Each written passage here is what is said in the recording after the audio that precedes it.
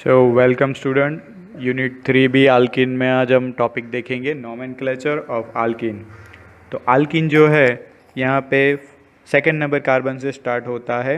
Ethylene, propylene, पेंटी, hexyne, हेप्टिन पूरी homologous series है। तो सेकंड नंबर कार्बन से ये स्टार्ट होता है और उसका जो नेम है वो जैसे आल्केन में ANE वहाँ पे सफिक्स लगता है, यहाँ पे आल्किन में ENE सफिक्स लगता है। तो ये पूरी आल्किन होमोलोगस सीरीज़ है। यहाँ पे एग्जांपल में आप देख सकते हैं इथिलीन है, प्रोपिलीन है।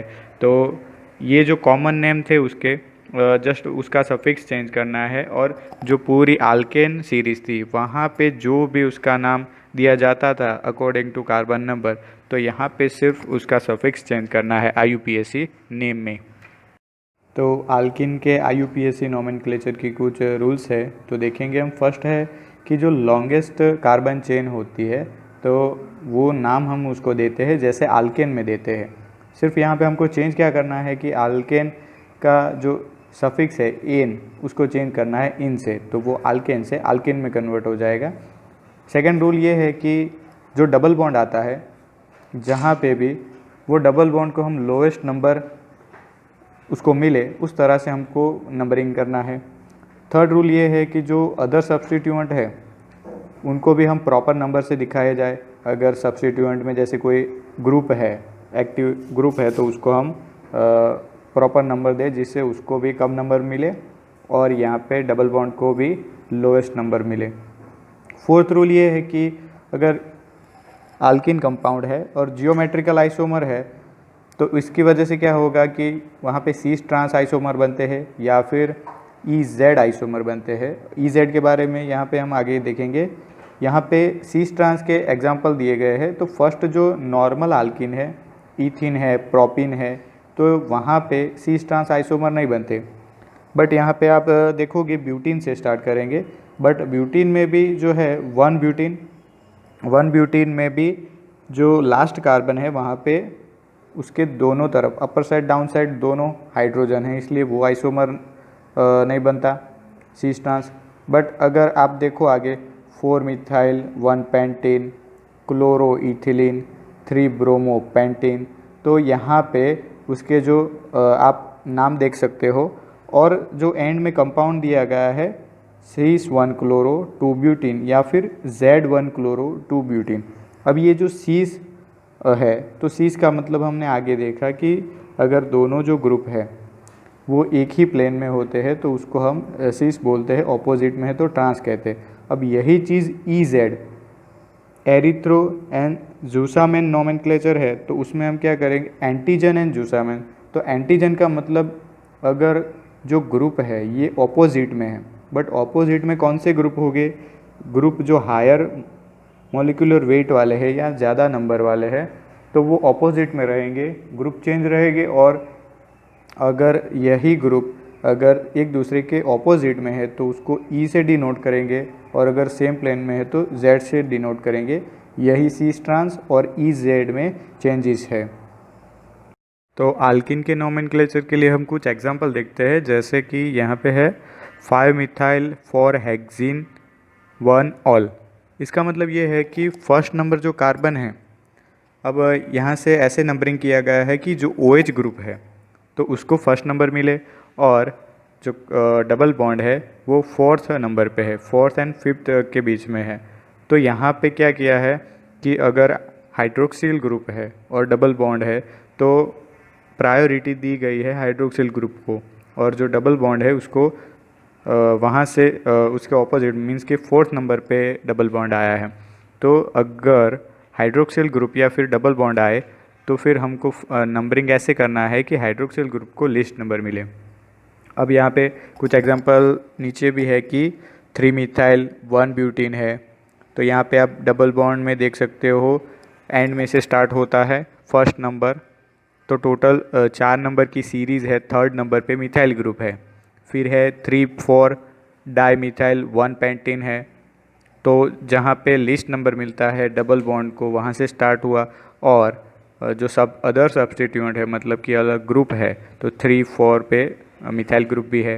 नीचे एग्जांपल है 2,3 डाई मिथाइल 3 हेक्सिन, तो अगर लेफ़्ट से या फिर राइट से अगर उसको नंबरिंग करें, तो अगर लेफ़्ट से नंबरिंग करते हैं तो दोनों सब्स्टिट्यूएंट और आल्किन को जो डबल बॉन्ड है उसको लिस्ट नंबर मिलता है, इसलिए ये कंपाउंड बनता है 2,3 डाइमिथाइल 3 हेक्सिन। अब यहाँ पे एक और एग्जांपल है 4,4 डाइमिथाइल 2 पेंटीन। तो यहाँ पे 5 कार्बन की एक सीरीज़ है, वहाँ पे सेकेंड एंड थर्ड पे आल्किन मीन्स की डबल बॉन्ड है और फोर्थ पोजीशन पे एक ही कार्बन पे दोनों मिथाइल ग्रुप है।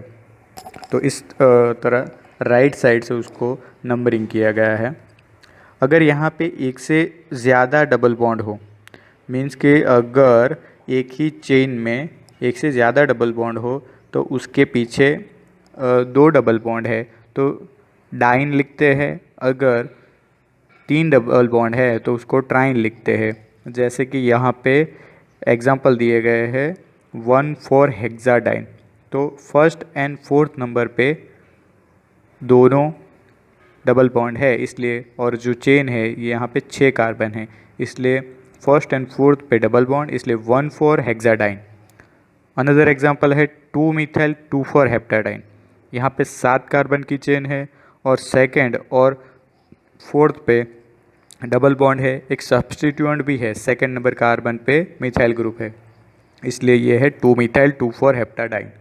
अब यहाँ पे एक एग्जांपल है जिसमें 3 डबल बॉन्ड है, तो वहाँ पे क्या होगा, बस जस्ट उसको नंबर देना है।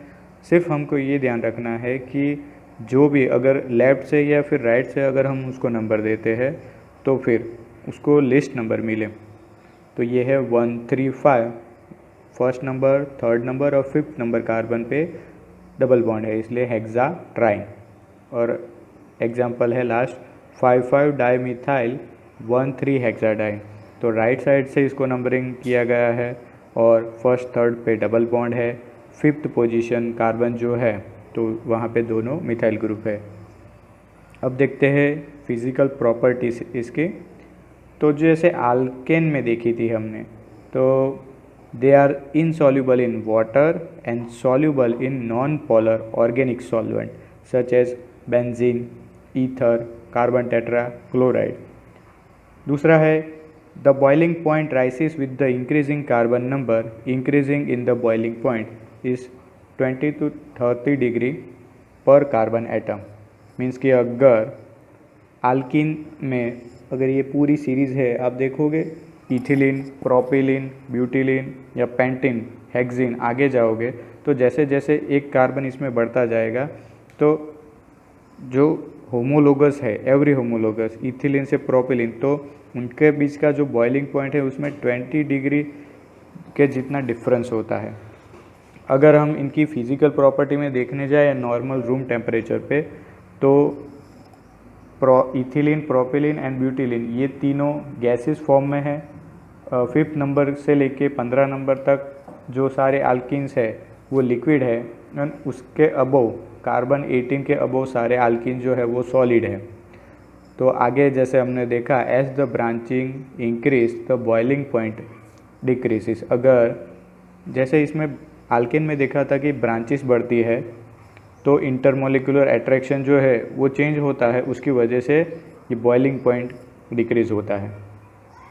Their density is lower than H2O, पानी से भी उनकी डेंसिटी कम होते हैं, मीन्स कि ये सारे पानी से भी लाइटर लिक्विड होते हैं।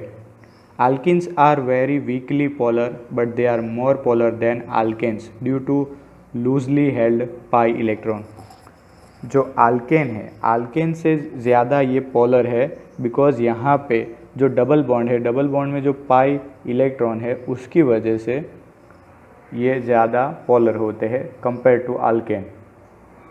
अभी नेक्स्ट देखेंगे डाइपोल मोमेंट।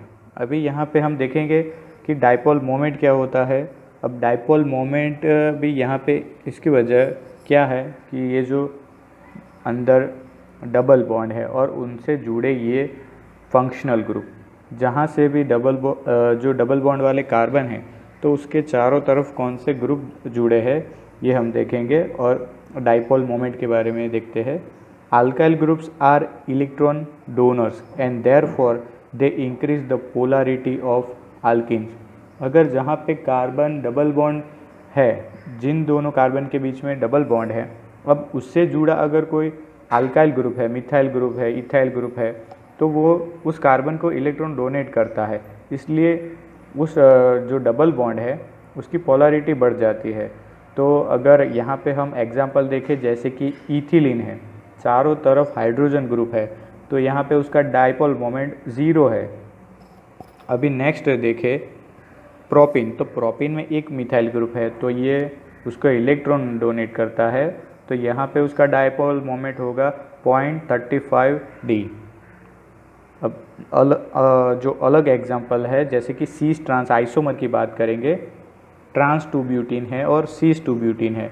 तो ट्रांस टू ब्यूटीन में दोनों मिथाइल ग्रुप तो है, बट दोनों जो मिथाइल ग्रुप है वो एक दूसरे की इफ़ेक्ट को दूर करते हैं, इसलिए ये डाइपोल मोमेंट हो जाता है 0 ट्रांस में। तो और सीस में अगर देखें तो दोनों जो मिथाइल ग्रुप है सेम प्लेन में है, इसलिए वो दोनों तरफ से इलेक्ट्रॉन डोनेट करते हैं और एक दूसरे की इफ़ेक्ट तो कम नहीं होती, बट उनका जो मैग्नेटिक मोमेंट है, डाइपोल मोमेंट है, वो होता है 0.3 D। तो यहाँ पे डाइपोल मोमेंट चेंज होने की वजह से उनके जो बॉइलिंग पॉइंट है उसमें भी डिफरेंस आता है। तो आप यहाँ पे देखोगे कि ट्रांस टू ब्यूटेन का बॉइलिंग पॉइंट 1 डिग्री सेल्सियस है, जबकि सीस टू ब्यूटेन का बॉइलिंग पॉइंट है 4 डिग्री सेल्सियस।